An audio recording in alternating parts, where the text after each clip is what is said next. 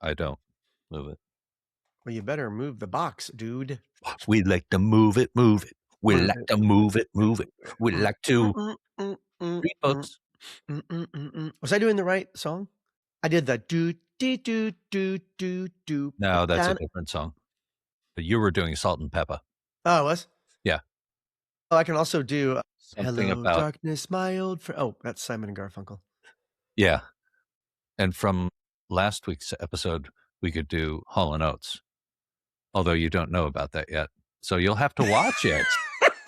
I'm thinking people who like put a bunch of oats in the truck and then drive it around because they're Hall & Oates. Exactly.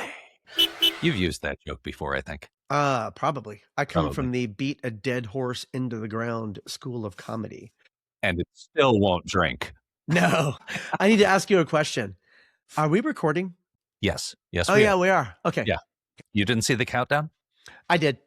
Oh, I did, but I got so in the zone with you. I think we were flow. We were in work flow. Totes. And I thought, wait a second.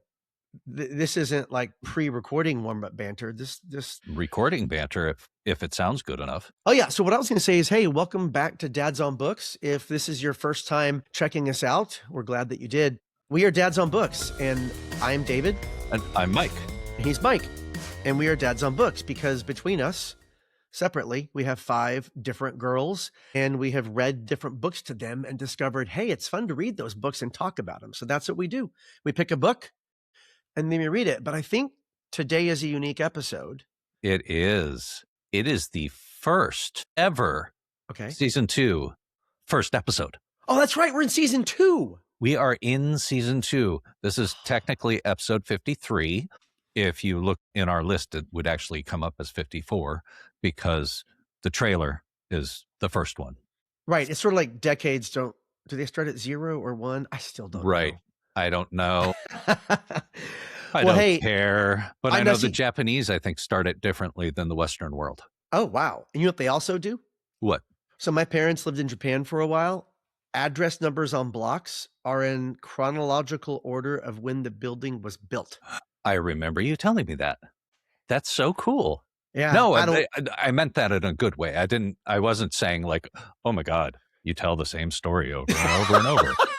No, I was. But you kind of. No, I'm just no. No, the reason why I don't remember if we were recording yet, but I talked to you earlier today about some joke or something and how I come from the beat a dead horse into the ground thing. So that's the school of comedy I come from. The reason why I did this, put my head down, is I thought, because I just forget who I tell, what, and when. So I thought I told it to you like 2 days ago, but apparently it could have been 30 years ago when my parents were actually living in Japan.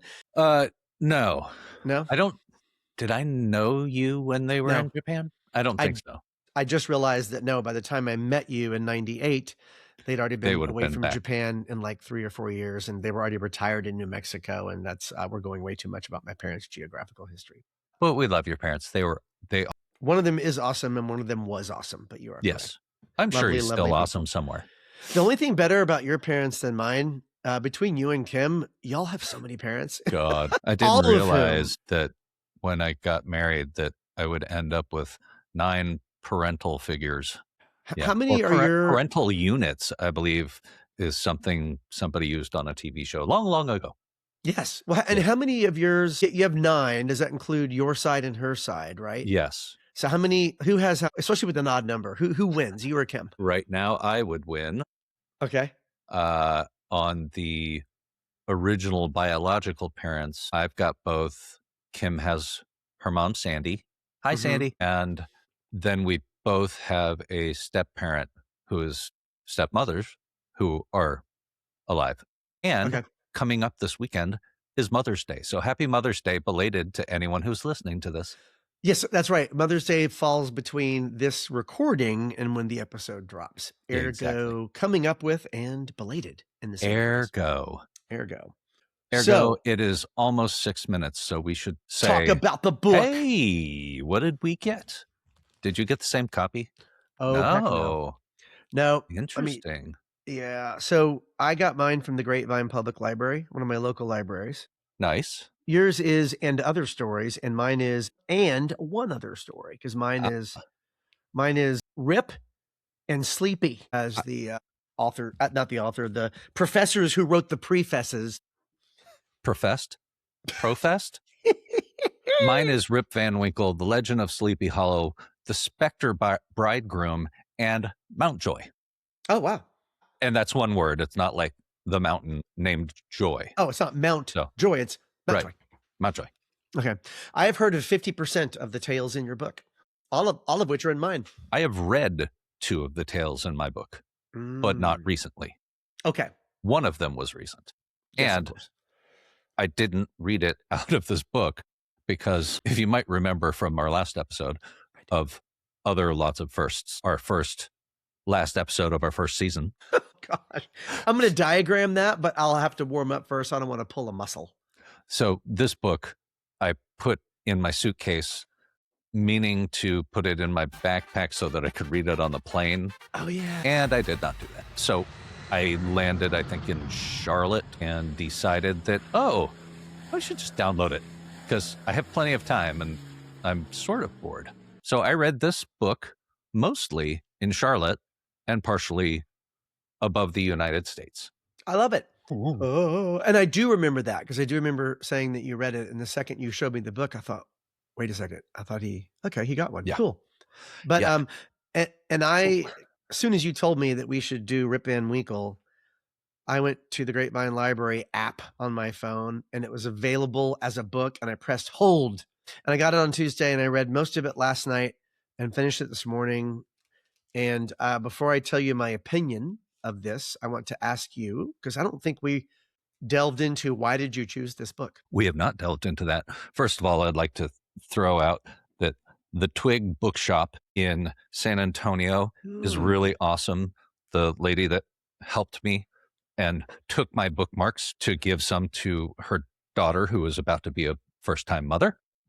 Fun. Yeah, so that was really cool. So I just want to give them a shout out because, hey, it's a cool bookstore and you should go buy some books from them. Okay. I am writing that down right now because I'm going to go You're to only San 5 hours Antonio. away. I know. So I picked this book because I was thinking, we haven't done a book that you or I had read when we were younger in a while. Like we've been doing a bunch of, the Goosebumps and all these other things. So I thought it was about time that we did a book that we had read probably in school. Like that's where I remember reading the story. And after getting into it, I knew the story, but I totally did not remember the writing of how it was written. I am so glad you brought that up. That is so cool. Yeah. Okay, so here's my story. I'm bad with names and faces. I believe his name was Brady. And there was I just got that. Okay, Alice. Go on. Here?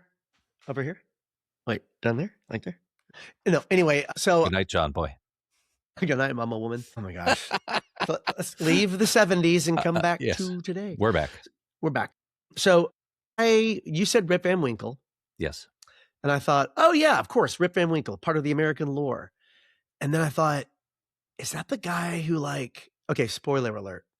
I thought, is that the guy who fell asleep and woke up a long time later? Yeah. Or is that the troll guy under the bridge? Did someone let her hair down? I just didn't know who it was.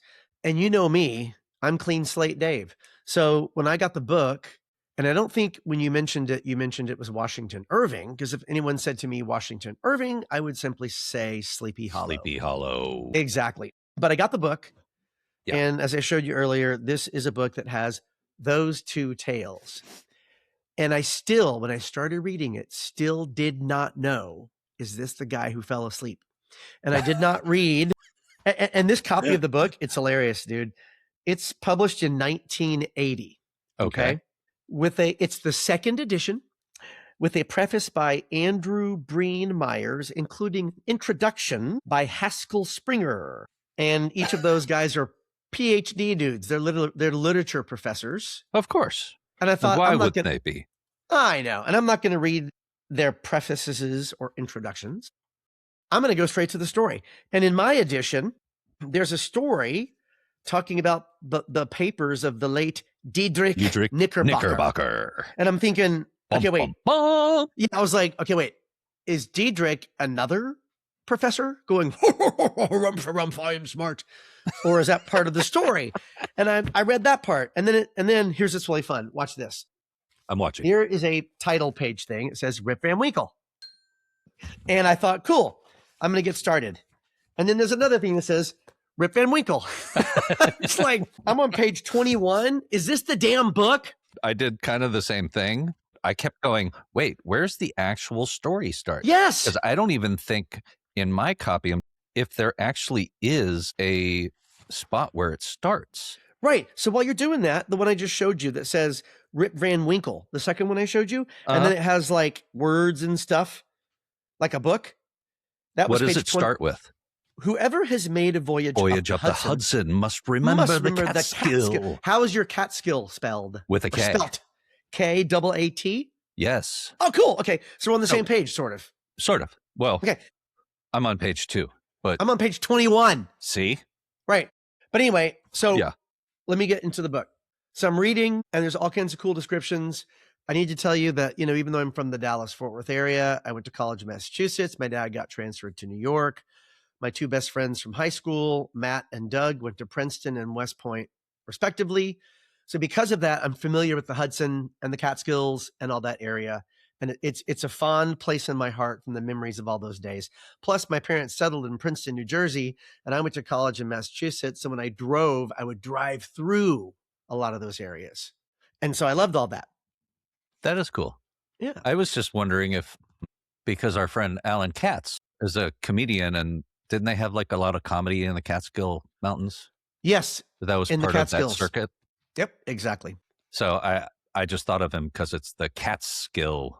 Oh, I was going to say that. Our friend Alan has great skills, and he's allergic to cats. So that's why he's called Alan Katz Skills.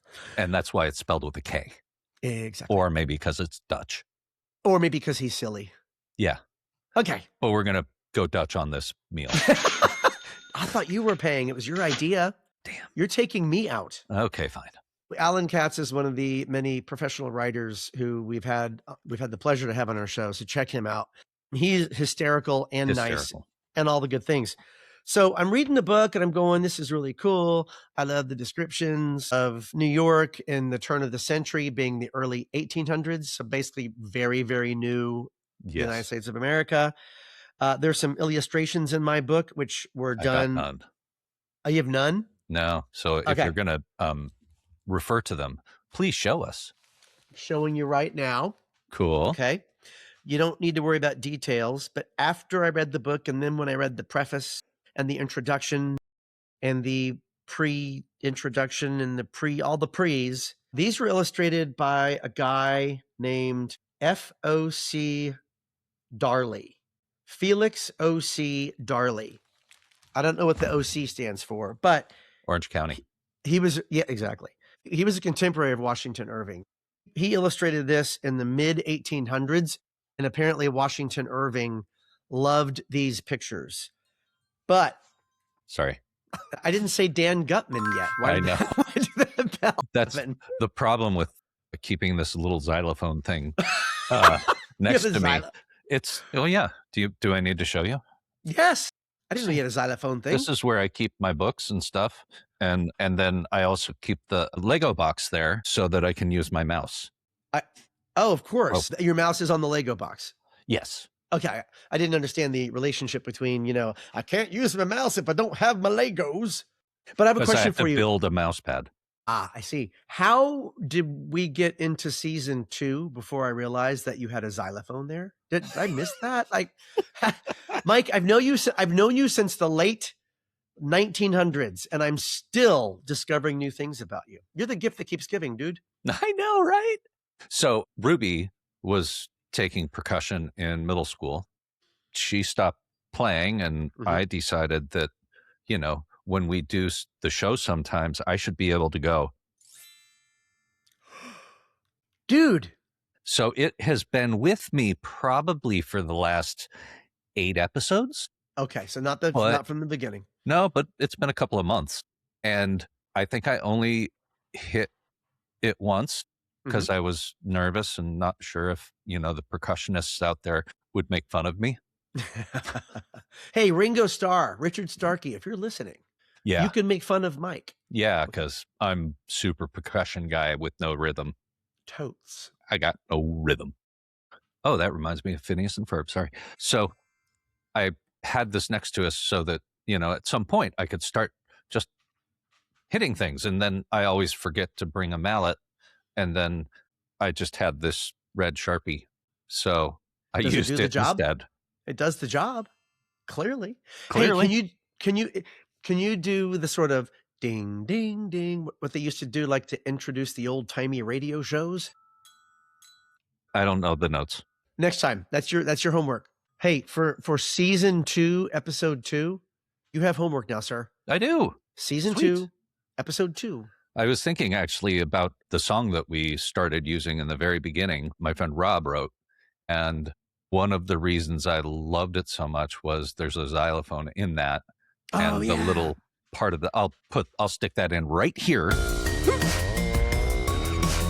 And then you guys can all listen to it. Tell us Rob's last name, I forgot. Rob Reef. Rob Reef! That's a cool name. Rob's last name is Rob Reef. Reiff. We'll put a link to, I don't know, something that he has. Which actually brings me to another thing, because this is our first episode of the second season. Mm-hmm. I know we had kind of discussed this the other day, but I think we're going to try and do some sort of music review-ish thing. Yes.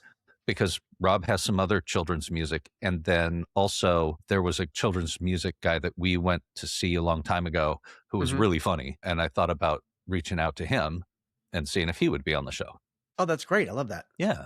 Well, hey, we're 21 minutes in, roughly. Maybe once we edit out the laughter, we're 80 minutes in. Yeah. But the point is, let's go back to the book, shall we? Okay, so we're getting to the good part. So I'm reading. I'm like, this is cool. And then he falls asleep. And that's like, when you remembered? I'm like, yeah, this is the guy that falls asleep. But what was so cool is I'm like, that is such the seminal moment. And in the story, it's so subtle. He falls asleep and then he wakes up. Like nothing happened. Like nothing happened. As far as we know at that point, assuming you know nothing when you read it, which very, very few people will know nothing about this when they get to that point. Yeah. But it was amazing after my wondering, is this the one where the guy falls asleep? And he literally just falls asleep and then he wakes up. Yep. I mean, it could have been he did like, when you're really tired in school and you kind of bob and then you go like this. It could have been that short, or you take a 20-minute nap and it's so deep that you wake up and don't know your name, or you sleep well overnight. But he wakes up and I'm like, oh my gosh, it's it. And it was so cool. Despite the fact that I knew that, I also didn't know anything else about it. I didn't know how it ended. I didn't know how he started to realize what had happened and that reveal. And it was so cool. It really is so cool. It's so fun because you're aware of it at that point now that we've read the book a few times in our lives. Obviously, I didn't remember most of that stuff either. So I was in there too. I'm like, what does happen afterwards? And honestly, all I remember about the story was he goes to the mountains, he falls asleep for 20 years and comes back to town and everything's different. This time, I'm like, oh my gosh, there is so much that happens in this book. I mean, they really build up his character and the people around him, his wife, some of the townspeople. I can just hear her yelling. More on that later. Yeah. And the writing is amazing. And there's going to be another first on this episode, by the way. Go for it. Okay, so without even talking to you, I have come up with what hopefully will be a recurring segment for us on possibly all or some of our episodes. There were some words that I came across and I had no idea what they meant. That is so funny because I was thinking a couple of days ago, I was thinking the same thing. I'm like, there's like words in here that I don't know. And I went and looked something up and I don't remember what it was, but I was like, we should talk about that. Dude. And there's always something in a book that you don't know. These are lists of words I didn't know. Wow. And Down here, I looked them up in the dictionary and wrote the definitions out. Nice. Real quickly, sidebar. I love books, right? Yep. This is a dictionary. Indeed it is. Yes, and it is the Random House College Dictionary that my grandmother, Meemaw, gave me on Christmas 1979, I think, or 1978. And That it even is has... a totally random story. Can you see the nameplate? My book. Yeah, and it's David Patrick. It's like printed. Oh, cool. People used to give like, here's a thing printed, but you could just put that in your book. Over the years, I would look up words in this dictionary and actually take a little note as to what words I looked up. That's and awesome. even the date, which also happened in the movie Say Anything. But anyway, and then I took an acting class in Los Angeles. Oh, you just said anything. You were coachable. You're so directable. No, I took an acting class called the Beverly Hills Playhouse, and Gary Imhoff was my teacher, and he had us read a book about Clifford Odets. He had us read that book because it's a really important theater in the history of American theater. It was the people who brought Stanislavski over. But he had us look up words in the dictionary and write down the definitions. And I did that, and I used this dictionary. So I thought, at least once per episode, let's learn a new word. Because, Mike, we've already done that before. Tell me about that. Midden. Mm-hmm. This is my midden. That's my little den of inequities. I don't know. I don't even... Inequities. Is that like bad? I think so. So you know what? Look it up. But in the meantime, let's just call it your den. So it's my den or my man cave. Yes, there you go. Exactly. And we did that on our episode when we read The Case of the Missing Pink Piggy. Written by Linda Harkey. Yes, one of our author guests. But anyway, we'll talk about these words later. Let's get back to the story. I absolutely loved the story. I loved the writing. And one of the many things I loved, even before we got to the plot twist, is his descriptions of the wife. Yes. And it reminded me... all of his descriptions, I'm sorry I'm jumping on, are so interesting. They're just really intriguing the way he develops his descriptions. You're absolutely right. First of all, don't ever, ever, ever apologize. One of the things that happened with you and me is like, I don't know about you, I get so excited about the book and the conversation, and you'll say something, makes me think of something, and then we got to go back to, but gosh, what was it? Okay, so his wife reminds me of Kate, as in Kate and, is it Petruchio, Taming of the Shrew? I was thinking of Kate and Allie, TV show from the early 80s. And not my niece, Kate. Kate, I'm not talking about you. Right. You are many things, but you are not a shrew. No, but it's Kate. Totally. I think Petruchio is the husband, right? From the Taming of the Shrew? Pretty sure. I can't remember. The point is, Kate is the shrew that needs to be tamed. And his wife in this, can I read a little passage? Please do. Okay. Because today we'd say, and I forgot her name, but we'll just call her Dame Van Winkle. Yes. Because that's all I remember her being called. Dame Van Winkle. She nags him. Now, he deserves it. Absolutely. And instead of saying she nagged him a lot and all this stuff, he is describing, he says, there was one species of despotism under which he had long groaned, and that was petticoat government. And this is when he realizes that it's the American Revolution has happened, and all of a sudden it's the United States, and there's now this George Washington guy and no longer King George III. But I'm like, petticoat government. Happily, that was at an end. He had got his neck out of the yoke of matrimony, and he could go in and out whenever he pleased without dreading the tyranny of Dame Van Winkle. Dame Van Winkle. DVW! Bum, bum, bum. No, it was just a great way of saying my nagging wife. Now, I don't have a nagging wife. I have a beautiful, lovely, beautiful bride, but it was just language he uses to describe things. Yeah. That's just a great example of all the fun stuff. And while you were talking, I was listening, but I was also skimming through to try and find her name, and I could not find it. Every reference that I saw was Dame Van Winkle. So there's no name. She has no name. I don't think so. She's Dame awesome. Van Winkle. Van Winkle, not Van de Winkle. Where you put that spay smatters. Well played. Thank you. I have another one. what we might just say, he retired. Washington Irving says, having arrived at that happy age when a man can be idle with impunity. And I was like, dude, I cannot wait until I arrive at that age when a man can be idle with impunity, which, by the way, means impunity means exemption from punishment. because of Dame Van Winkle. Yes, and her dame punishments. Yes, frankly, my dear, I don't give a dame, but I looked it up in my dictionary. That's what impunity means. Impunity is one of those words where I didn't go, golly, I've never heard of that. Because there are a couple of words like that I thought, golly, I've never heard of. Right. And is it because Washington Irving wrote this in the early 1800s? I think that is a lot of it, because when I first started reading it, my first reaction was, this is old. I mean, the language is so not what we're used to. No. And how did you spell old? A-U-L-D-E? No. Not that old? Spelt it O-L-D-E. Okay. That's medium old. Medium old. Slightly pink in the center with gray on the edges. That was for Kim. Yes. Kim likes steak. Yeah. Go ahead. I just saw the word sassafras. That was cool. Back to the book. I loved the language eventually.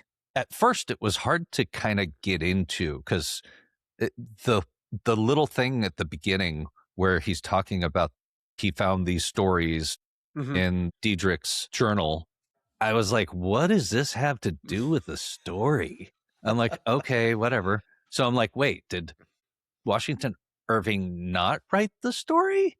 Is he just copying verbatim a journal? Which I did not look at, but when I got to the second story in my book, it starts with the legend of Sleepy Hollow, found among the papers of the late Diedrich Knickerbocker.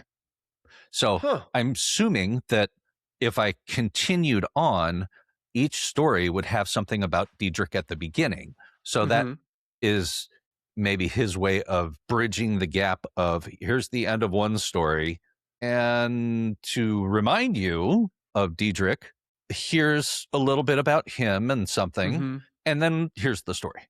So the common frames of the two stories. Oh, that's interesting. So I love it. I didn't actually read it to see if there was like an actual thing bridging the gap, but yeah. Well, I love my edition of this book so much, and it was published in 1980, and the stickers on it from the Grapevine Library, I think they may have had it since then. Probably. But I went to Amazon and other places where you buy books, and I couldn't find this anywhere. So I might lose it. And oh, sorry, Grapevine. They've got many copies over at the Twig bookstore, 306 Pearl Parkway. I'm going to go to I-35 South and take a left and just go. Just go. I'm just going to go. Ride. If I go to Mexico, I'll turn around because I've gone too far, and I'll go back to San Antonio. And I'll say, what up, Twig? I will not say that ever again. Haven't got to worry. They've got to care. Haven't got a place to call my own. That's a song that says San Antone in it. I just can't remember all of the lyrics. Dude, I don't think there's a song in the world that says San Antonio. I think every single one says San Antone. It's like the language of music, you have to say San Antone. Right, because it's easier to rhyme with, probably. Although if you go to one of those rhymey websites that those author friends of ours told us about, Dan and Alan, it would be easier. Totally true. Yeah. Okay, so one more observation for me. What I also didn't realize, and I think, so after I read the book or the story, then I went back and read the preface and the introduction and the postface and all the other stuff.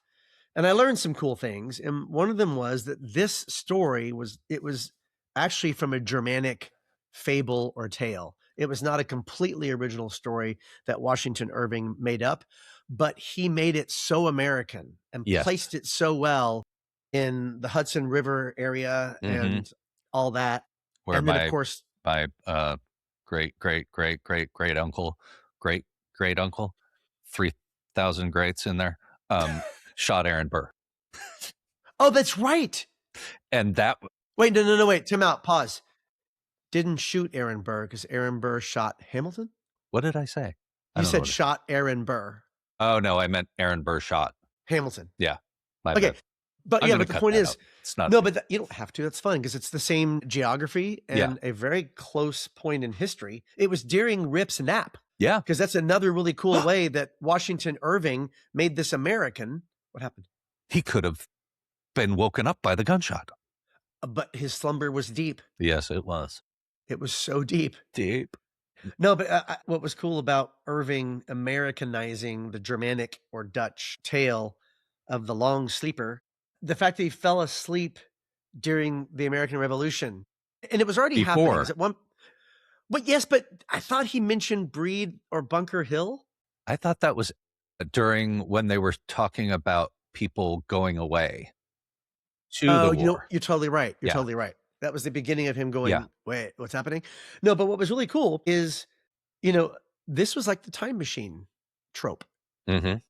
Because even though he didn't go through a time machine, he was unintentional and completely unaware. Right. It's the idea of what would happen if, you know, for him, his perspective, he didn't sleep. He did a 20-year time machine, but didn't know it. So it's I just really thought it was so cool. And again, I tried to imagine being a first-time reader of this, not knowing the story at all. Yeah. And That's that is really cool. Because I was thinking a little bit about that too, because I was thinking, oh, if I was, you know, no research Mike, Clean slate, Mike? no research Mike. I like that. It's harder to say and remember. And Clean Slate Dave is mine, and I appreciate Exactly. you And I for don't letting me- want to ruffle feathers I thank you. because they flock together. But I was thinking that it's really cool if you don't know what's going to happen, Yes. because then all of a sudden you're like, whoa, you're put in his shoes as he's discovering everything. So that was a really cool thing. I love it. I love it. So one more thing I need to tell you about, because we've talked before about classics, right? Mhm. And I think we mentioned it when we read Each Peach Pear Plum, because that's a classic, but it's also younger than we are. And then you have books like Goodnight Moon that both we and our daughters, and we read Flat Stanley, which is also old. Right. But then this one, I mean, this one's like This is 200 really years old. And I thought, wait a second. There's almost like a spectrum. There's books, then there's books that hold up, then there's classics.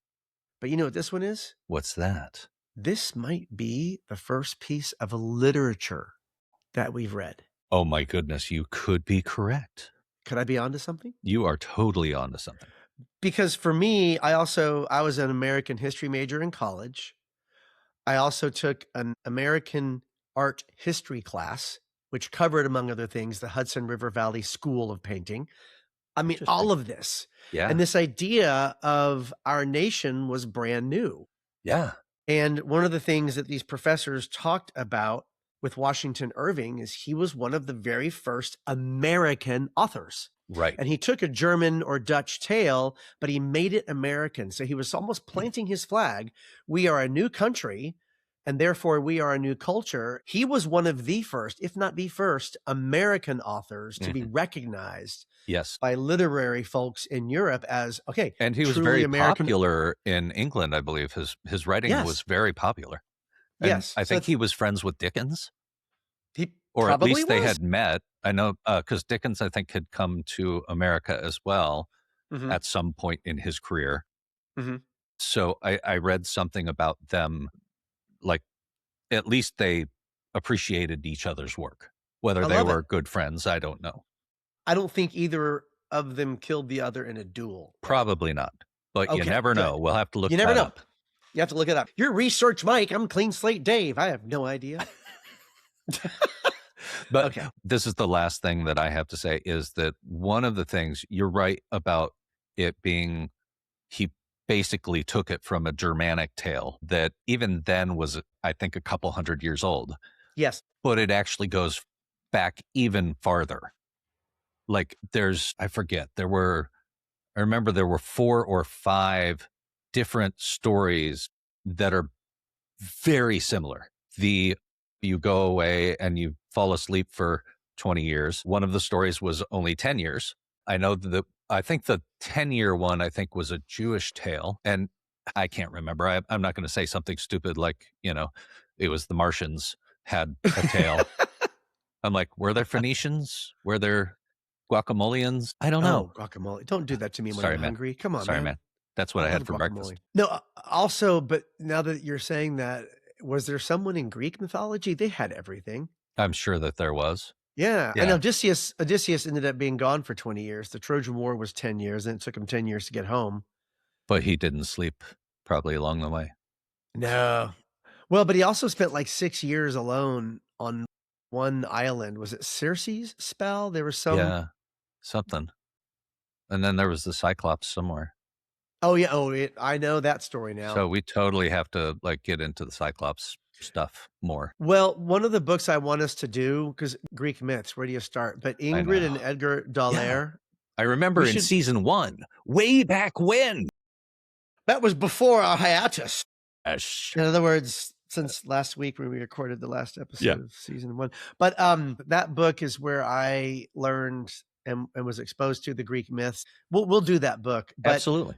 What's really fun, I think we've mentioned before that my daughter Delaney got us into Epic, which is a musical version done only as music on YouTube of the Odyssey. And it is like millions of listeners. It is literally like the introduction to the Odyssey. Billions and billions of listeners. Just like our show. Oh, wait. We have tens and tens of listeners. Hey, speaking of which, let me do a little bit of shameless self-promotion. We would like to have more than tens and tens of listeners because we may be biased, but we think that what we do is kind of fun. We certainly have fun doing it. And we now have a more like defined mission because we love reading. We loved reading to our kids, but we also like as adults, we like to read our kids' books. Yeah. So share this with people. If you like what we did, email it to someone, share it with people, review us, like us, download us. Did I forget any verbs? I don't think so. Platforms, all I'm the pretty things. sure you can find us anywhere except on X because we just haven't opened an account yet. Is that my job, Mike? I don't know. Sorry. We're up to 3 now. So, that's a good start after a year. And soon we'll have a website with merch. We'll have merch. We will probably only stock, 10 or 15 T-shirts because we only have tens of listeners. But and also we'll have our own email addresses. So soon we will be Mike@dadsonbooks.com and we'll be David@dadsonbooks.com. But as an overlap transition, we really still are Dads on Books at gmail.com. So anyway, we love reading books and talking about them. If you have a book you want us to read and talk about, let us know. And if you have a bookstore you love. Or libraries. I was going to say, one of the things I've been really thinking about as we're reading these, and I think it's why I picked this book this week or this story, was that I think it's really interesting to read the books your kids are reading and then be able to talk to them about them.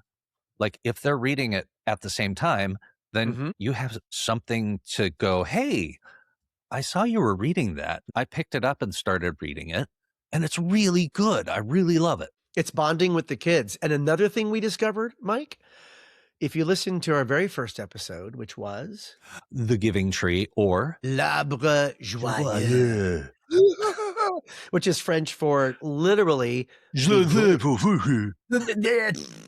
I almost passed out. No, but Mike and I we chose that one first because we both had read it and we had good memories of it. But we also separately both reacted to, wow, there is so much more in that book that we did not get as kids that we do as adults.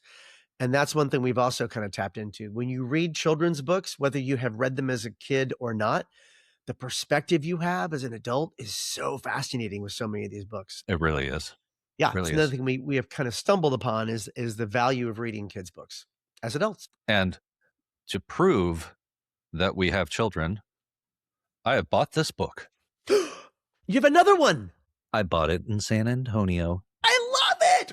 Interstate commerce, my friend. You did interstate commerce. Indeed, I did. Can't say that one. I'll tell you that one later.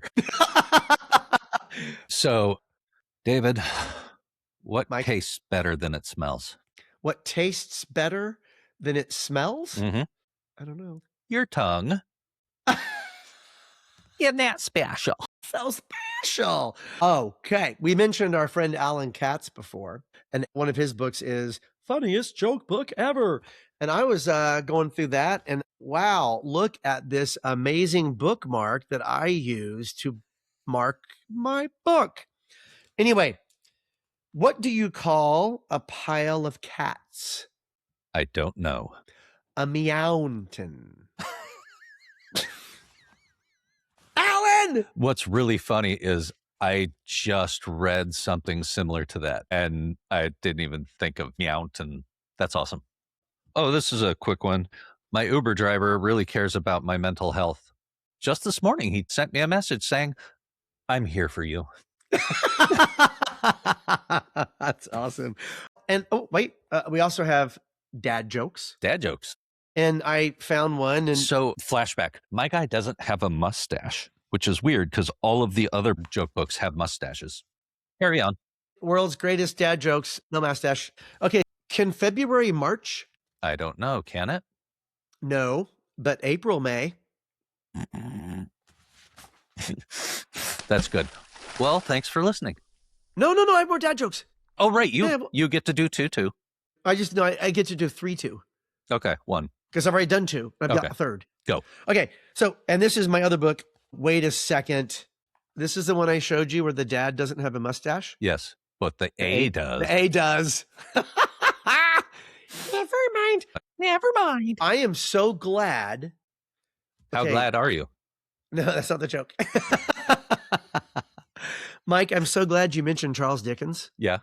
What does Charles Dickens keep in his spice rack? I don't know. The best of times, the worst of times. And times spelled with a TH.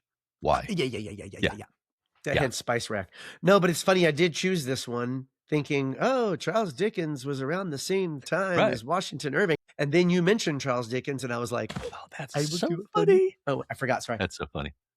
And I did finish my book, but when I read Washington Irving part, I will go like this. Ow! Son of a gun. This thing protected my bald head. Yeah. Okay. Yeah. So now we can say, thank you so much for listening. Check us out. Tell all of your friends about us and all of those things. And we cannot wait to see you again for season 2, episode 2, the Double Deuce. Season 2. Happy reading.